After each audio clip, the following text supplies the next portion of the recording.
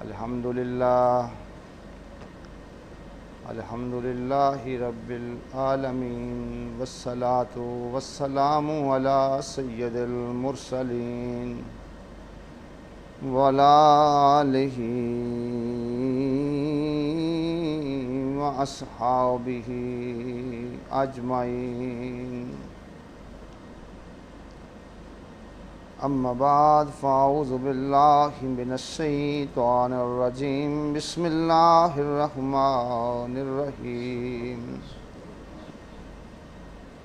الصلاۃ والسلام علیک یا سیدی یا رسول اللہ وعلی آلک واصحابک یا سیدی یا حبیب اللہ۔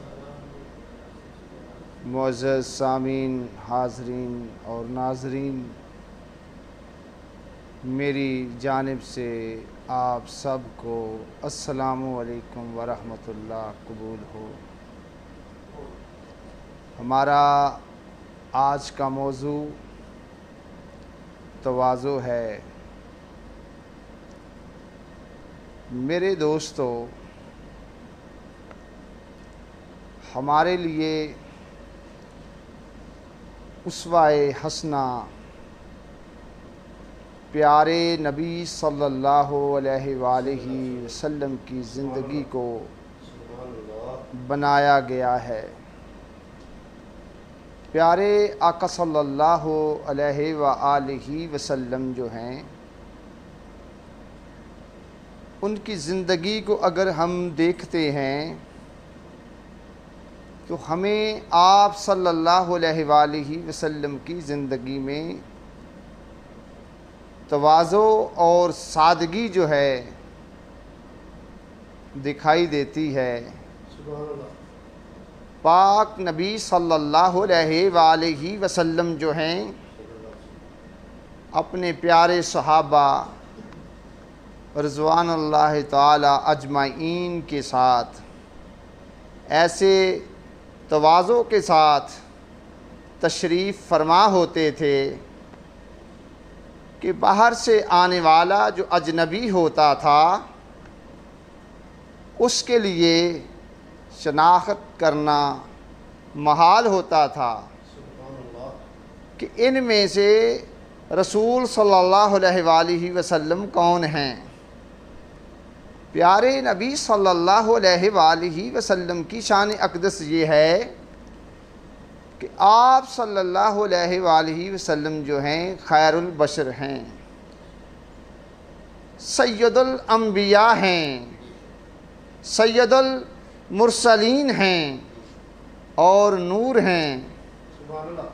اس کے باوجود آپ صلی اللہ علیہ وآلہ وسلم نے کبھی بھی اپنی عام زندگی میں اپنے لیے کوئی خصوصی حقوق جو ہیں طلب نہیں فرمائے۔ آپ صلی اللہ علیہ وآلہ وسلم کے پیارے صحابہ رضوان اللہ تعالی اجمعین جب مل کر کوئی کام کرتے تھے، نبی پاک صلی اللہ علیہ وآلہ وسلم جو ہیں ان کے ساتھ اس کام میں شریک ہو جاتے تھے۔ میرے دوستو، آپ لوگ جانتے ہیں کہ جب مسجد نبوی صلی اللہ علیہ وآلہ وسلم کی تعمیر ہوتی ہے تو حضور سرور کونین صلی اللہ علیہ وآلہ وسلم کی ذات اقدس جو ہیں اپنے پیارے صحابہ کے ساتھ جو ہیں مزدوروں کی طرح کام کرتے رہے ہیں۔ حالانکہ پیارے صحابہ رضوان اللہ تعالی اجمعین نے یہ کہا، یا سیدی یا رسول اللہ صلی اللہ علیہ وسلم، ہمارے ماں باپ آپ پر قربان ہوں، آپ ایسا نہ کیجئے۔ لیکن آقا صلی اللہ علیہ وآلہ وسلم نے اپنے حصے کا کام خود کیا۔ مسجد کی تعمیر میں اینٹیں آپ خود جو ہے اٹھا کر لے کر آتے رہے۔ اسی طرح اگر دیکھیں تو خندق کے موقع پر آقا صلی اللہ علیہ وآلہ وسلم نے اپنے ساتھیوں کے ساتھ اپنے حصے کی خندق خود کھودی ہے۔ تو میرے دوستو، پیارے نبی صلی اللہ علیہ وآلہ وسلم جو ہیں انسانوں کو برابری کا درس دینے کے لیے آئے ہیں، احترام آدمیت کے لیے آپ صلی اللہ علیہ وآلہ وسلم جو ہیں تشریف لائے ہیں، اور آ کر آپ صلی اللہ علیہ وآلہ وسلم نے اعلان فرما دیا، کہا کہ تم سب آدم علیہ السلام کی اولاد ہو، اور آدم علیہ السلام جو ہیں مٹی سے بنے تھے، تو لہذا کسی عربی کو اجمی پر، کسی گورے کو کالے پر کوئی برتری نہیں سوائے تقویٰ کے۔ میرے دوستو، جب پیارے محبوب صلی اللہ علیہ وآلہ وسلم کی ذات اقدس نے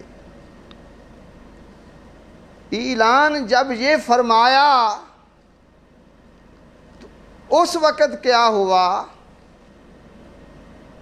کہ تمام لوگ جو ہیں برابری کی سطح پہ آ گئے۔ عربی اور اجمی جملے میرے قیمتی ہیں، توجہ آپ نے رکھنی ہے۔ عربی اور اجمی، امیر اور غریب، بلند اور پست، سب ایک ہی سطح پر آ کر کھڑے ہو گئے۔ آقا صلی اللہ علیہ وآلہ وسلم نے یہ فرما دیا، صرف فرمایا ہی نہیں ہے بلکہ اس کا عملی ثبوت بھی پیش کیا ہے۔ پیارے آقا صلی اللہ علیہ وآلہ وسلم کی ذات اقدس مدینہ پاک میں آپ صلی اللہ علیہ وآلہ وسلم نے مسجد نبوی صلی اللہ علیہ وسلم کو تعمیر فرمایا۔ آپ لوگ یہ سمجھتے ہیں، جانتے ہیں کہ مسجدیں جو ہیں وہ اللہ کی عبادت کے لیے ہیں، وہ اللہ کا گھر ہوتی ہیں۔ یہ مقصد تو ہے ہی ہے، عبادت تو اس ذات کی ہے ہی ہے، لیکن ایک مقصد اس میں یہ بھی تھا کہ انسانوں کو برابر کرنا، کہ مسجد میں جو بھی داخل ہوگا وہ سارے کے سارے برابر ہوں گے۔ امیروں کے لیے بھی وہی مسجد ہوگی، غریبوں کے لیے بھی وہی مسجد ہوگی، بادشاہ کے لیے بھی وہی مسجد ہوگی، فقیر کے لیے بھی وہی مسجد ہوگی، کالے کے لیے بھی وہی مسجد ہوگی، گورے کے لیے بھی وہی مسجد ہوگی، کہ سارے کے سارے جو فرق ہیں پیارے نبی صلی اللہ علیہ وآلہ وسلم نے اس کا عملی ثبوت دے کر ختم کر دیے، کہ جو پہلے آئے گا پہلی صف میں وہ جگہ پائے گا، وہاں کوئی فرق نہیں رکھا جائے گا، جو پہلے آ گیا وہ پہلی صف میں جگہ پائے گا، اور جدھر جس کو جگہ ملے گی وہ وہیں پہ بیٹھے گا آ کر، کسی کے لیے کوئی مخصوص جگہ نہیں ہوگی کہ یہ امیر ہے اور یہ غریب ہے۔ تو میرے دوستو، اس کا عملی ثبوت پیارے نبی صلی اللہ علیہ وآلہ وسلم نے جو ہمیں عبادات دی ہیں اس میں آپ صلی اللہ علیہ وسلم نے فرمایا۔ پھر حج کے موقع کو دیکھ لیں، حج کیا ہے؟ اللہ کی بہت بڑی عبادت ہے، اس میں بھی یہ سارے کے سارے جو فرق ہیں آقا صلی اللہ علیہ وآلہ وسلم نے ختم کر دیے۔ رنگ کے فرق، نسل کے فرق، خاندان کے فرق، خطے کے فرق، ملک کے فرق، قبیلے کے فرق، ذات کے فرق، حسب و نسب کے سارے فرقوں کو ختم فرما دیا. کہا سارے کے سارے ایک ہی لباس پہنیں گے اور منہ میں ایک جیسے جملے بولیں گے اور ایک ہی وقت پہ حج ہوگا اور ایک ہی جگہ پہ جمع ہوں گے. اس لیے ہمیں تواضع کا درس دیا گیا. ہمیں بتایا گیا ہے کہ اصل میں تم ہے کون. تو میرے دوستو ذرا غور کرنا ہے. قبرستان میں بھی ایک ہی قبرستان میں سارے امیر غریب فقیر بڑے بڑے چودھری سارے وہیں پہ دفن ہوتے ہیں یا نہیں ہوتے؟ یعنی زندگی میں بھی اس فرق کو ختم کیا گیا ہے اور زندگی کے بعد بھی فرق کر دیا گیا ہے. کفن سب کا ایک ہی ہے. سارے فرق ختم کر دیے کہ میرے آقا صلی اللہ علیہ وآلہ وسلم نے آ کر انسانوں کو برابری کا درس دیا. کہا جو تم میں تقوی والا ہے برتری اس کی ہے.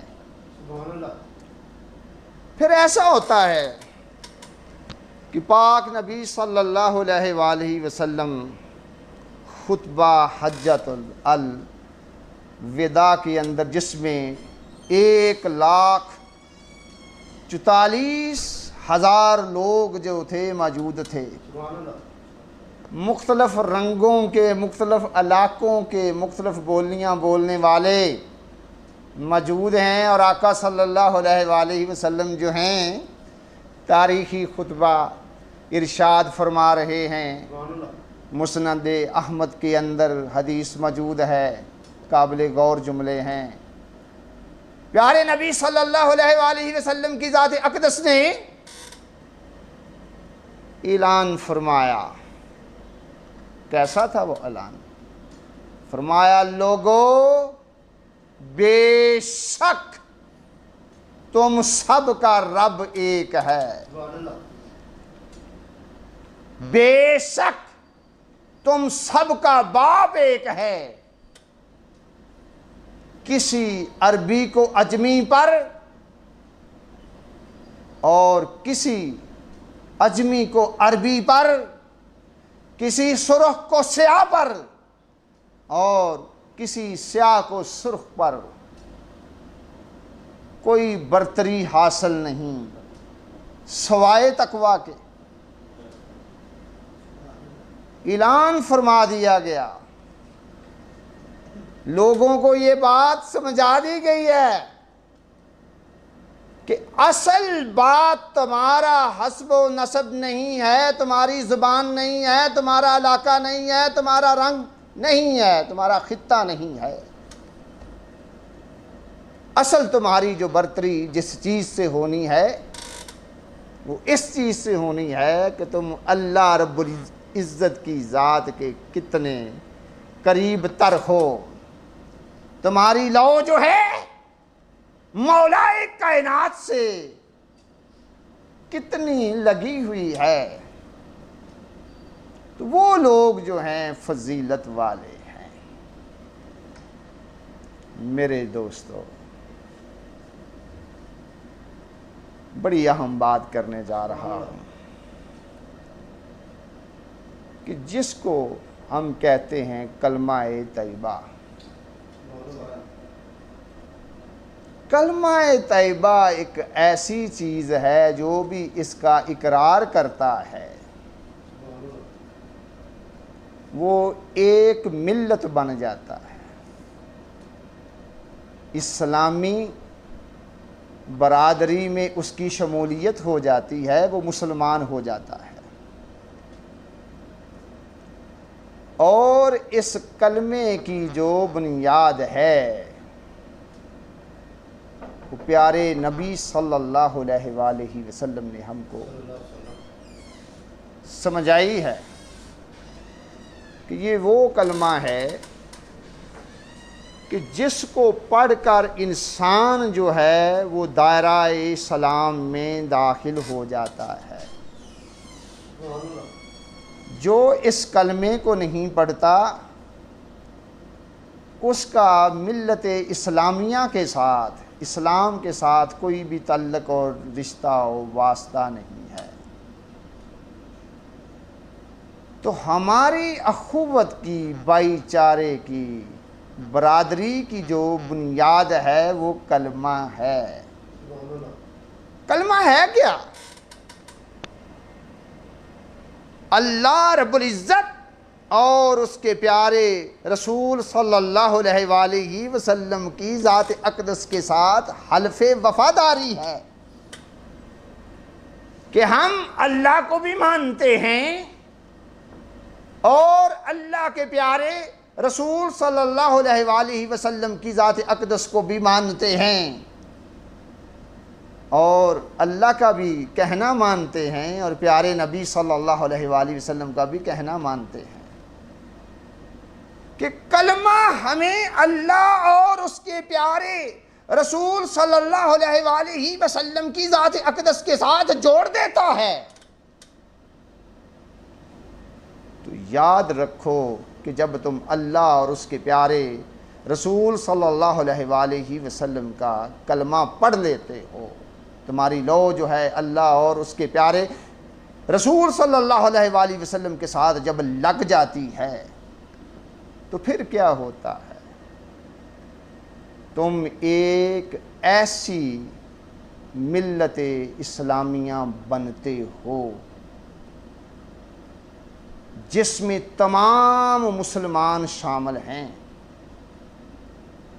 چاہے وہ کسی بھی رنگ سے، نسل سے، زبان سے، قومیت سے، علاقے سے، خاندان سے، قبیلے سے، ذات سے تعلق کیوں نہ رکھتے ہوں، چاہے وہ مشرق والے ہوں، چاہے وہ مغرب والے ہوں، چاہے وہ شمال والے ہوں، چاہے وہ جنوب والے ہوں، جو کلمہ پڑھ لیتا ہے وہ ایک برادری بن جاتا ہے۔ پیارے نبی صلی اللہ علیہ وآلہ وسلم نے ہمیں ایک برادری بنایا ہے۔ میرے دوستو، مسلم شریف میں ایک حدیث ہے، اس کے بعد میں اپنے بیان کو وائنڈ اپ کرتا ہوں۔ پیارے نبی صلی اللہ علیہ وآلہ وسلم کی ذات اقدس نے ارشاد فرمایا کہ سارے مسلمان ایک جسم کی مانند ہیں، اگر اس کی آنکھ میں تکلیف ہوتی ہے تو سارا جسم جو ہے اس کو تکلیف پہنچتی ہے، سارے جسم کو یعنی تکلیف ہوتی ہے۔ اگر سر دکھتا ہے تو سارا جسم دکھتا ہے، کہ ہمارے دین نے ہمیں بھائی چارے کا، تواضع کا درس دیا ہے۔ انشاءاللہ تعالی ادھر سے میں دوبارہ اسی بات کو پھر کنٹینیو کروں گا۔ والسلام علیکم ورحمۃ اللہ۔